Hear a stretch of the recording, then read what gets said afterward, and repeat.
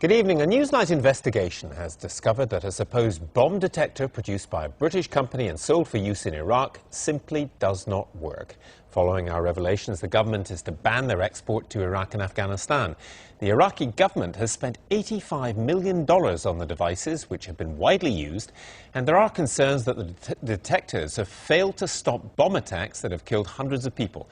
There are some disturbing images in Caroline Hawley's exclusive report. The advert is dramatic. The claims it makes, even more so. The ADE 651 has a wand meant to point out explosives with the help of a special programmed card. And all powered by no more than the operator's static electricity. So-called bomb detectors similar to this one are being sold around the world. And Iraq has bought thousands of the ADE 651. But experts say they simply do not work. The Iraqi government has spent millions of pounds on them. At what price, then, for the Iraqi people?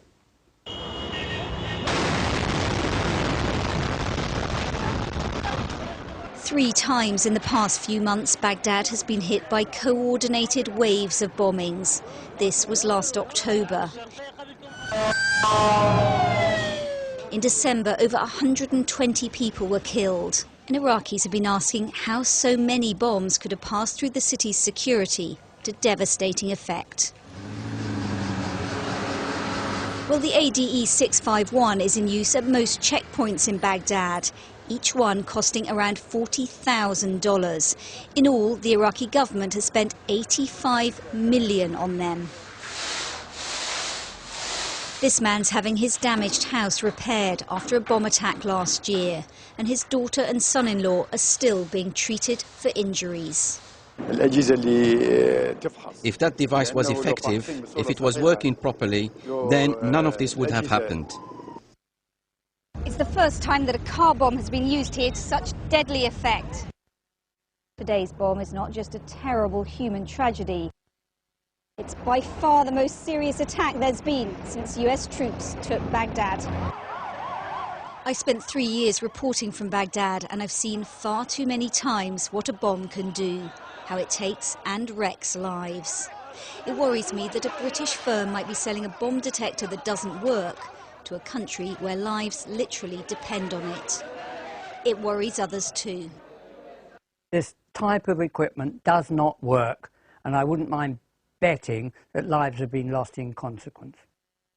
I think it is completely immoral for any company to sell a piece of equipment which could put people's lives in danger. I'm particularly annoyed by this because it looks like a situation where someone is exploiting the insecurities of a nation which is in dire straits. This is the man who's made millions selling the ADE 651. Jim Mccormick runs a security company called ATSC. We came to try to find him at his office in Somerset, but he's proved difficult to pin down. We wanted to ask Jim Mccormick how he could justify selling these so-called bomb detectors that independent experts say can't possibly work. Back in November, he did agree to talk to local BBC correspondent Clinton Rogers, but only on condition his face was not shown. And he made some extraordinary claims for his device. In ideal conditions, you can be up to 1 kilometre away. A kilometre? A kilometre. Right, so this card will help this device spot explosives a kilometre away. Under ideal conditions, correct. Jim Mccormick says the device works on a similar principle to dowsing, the mysterious belief that you can find water underground, like this. So is this exactly the same as dowsing then? The principle behind dowsing is not too dissimilar, because dowsing actually works on the basis of the body containing... So you're dowsing for explosives? Theoretically. And it works? And it works. Mr. Jim, هو صاحب الشركة ATSC. Jim Mccormick may be hiding from the cameras here in the UK, but he did appear at a press conference in Baghdad after last month's bombs, filmed by Iraqi television. He and this Iraqi security chief were trying to persuade local journalists that the detectors worked. The grenade the device is meant to detect is placed in full view of the operator. No surprise, it points at its target. It would be comic if the consequences weren't potentially so tragic. We brought the footage to show to Professor Bruce Hood, who's alarmed that people are being convinced by the device. This looks like the dowsing effect, looks like a dowsing rod. According to Hood, even an unconscious movement of the wrist can cause the wand to swing. All you would need is something like a pen. Take the middle out, and here you go, a bit of coat hanger will do exactly the same thing. Just slot it in there, and then it swivels. I'm going to try and keep it steady, and I'm going to walk over here. I've got pretty good... Let's suppose the grenade's here.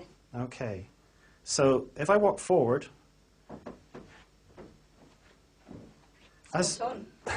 Well, it's because my attention is directed towards you where this supposed grenade is, and that's why you have the effect.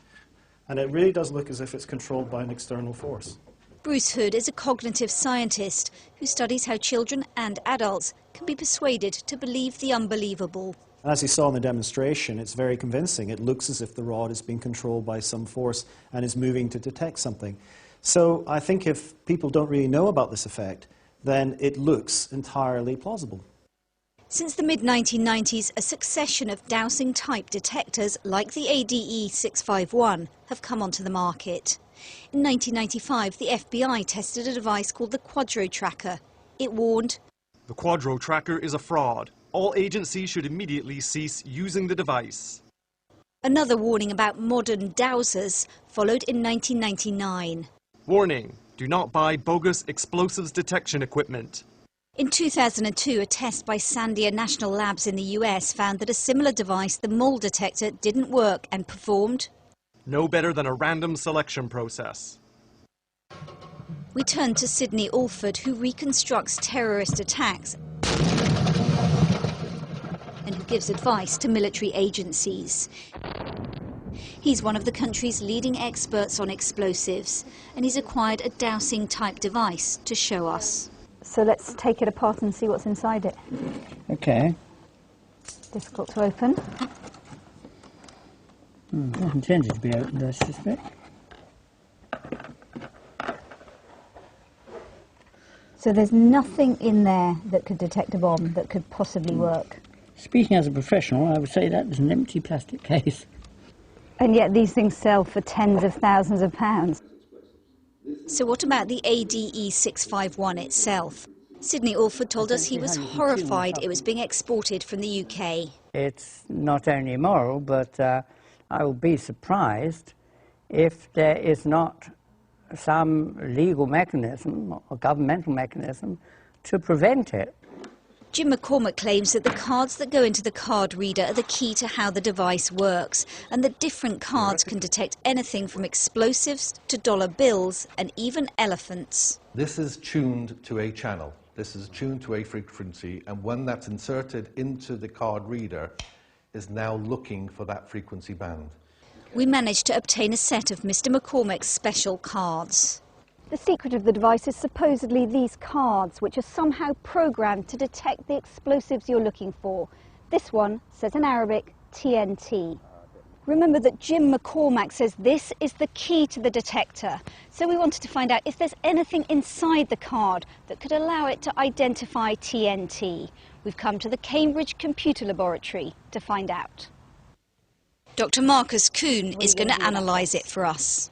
Okay, so this looks like a plastic card which may have some electronics inside, and what we're going to do is to take apart the card, delaminate it, cut through it and see what's inside. It's a delicate process, every stage painstakingly done. Dr. Kuhn's trying to extract the circuit inside. Finally, he has it. There's nothing to program in these cards. There is no memory, there is no microcontroller, there is no way any form of software or other information can be stored. Impossible. Completely impossible. These are shop theft prevention cards. These are the cheapest bit of electronics that you can get that look vaguely electronic and are sufficiently flat to fit inside a card. This is just plastic and aluminium. It couldn't be programmed then to detect TNT? Absolutely not. We bought this in Curry's. It has a security label on the back. Is that all you're saying this is then? As you can see, it's pretty much the same construction. Both of these devices are designed to be easily detectable at the shop door if you decide to run away with it without paying. We wanted to challenge Jim Mccormick with our evidence, so we've come to his Somerset home. Well, there are lights on in the house and signs of life, but it is now abundantly clear that Mr. Mccormick does not want to talk to us. But he's clearly done well for himself. A newly extended farmhouse, a Porsche Cayenne in the driveway. It's a world away from the troubles of Baghdad.